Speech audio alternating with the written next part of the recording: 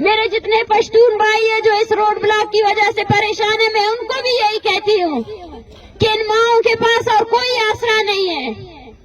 ان ماؤں میں اور پشتونستان کے جتنی مائیں ہیں ان میں کوئی فرق نہیں ہے جن کے بچوں کو یہ فوجی ظالم اٹھا کر لے کر جاتے ہیں۔ آپ خود سوچیں، اتنی یک بستہ راتوں میں آپ لوگ ہیٹر کے سامنے گزارا نہیں کر سکتے۔ یہ مائیں گزشتہ 24 گھنٹے سے بغیر کھانا پیے، بغیر سوئے ہوئے یہاں پہ بیٹھے ہوئے ہیں اپنے بچوں کے انتظار میں کہ وہ کہاں ہے۔ یہ تکلیف اس ریاست نے ہمیں دی ہے، اور افسوس کی بات ہے اس کے ادارے بھی اسی طرح زیرو ہے۔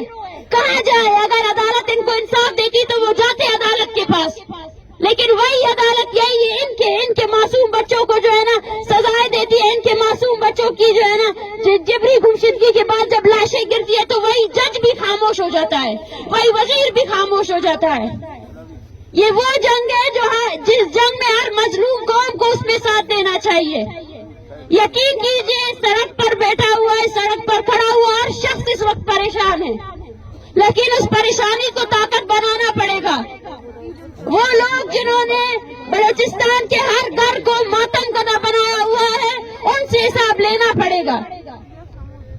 آج ہم اظہار یکجہتی کرتے ہیں پی ٹی ایم کے ان تمام کارکنان کے ساتھ جن کو اسی طرح ریاست ٹارگٹ کر کے گرفتار کر رہی ہے، اور میں سمجھتی ہوں کہ ابھی اگر ہم نے فرق کیا کہ بلوچ اور پشتون سندھی کا تو ہم ختم ہو جائیں گے۔ ایک چیز جو ہمیں ایک ساتھ کرتی ہے وہ مظلوم ہونا ہے۔ ہمارا درد مشترک ہے، ہماری تکلیف مشترک ہے۔ آپ میں سے کوئی بھی اگر یہ سوچتا ہے کہ یہ راستہ کیوں بند ہے تو آئے دیکھیں آپ کے خود کے گھر میں بچے تو ہوں گے۔ جب ایک ماں باپ کے اس کا سب سے بڑا آسرا اس کا بیٹا اس کے سامنے چھین لیا جائے۔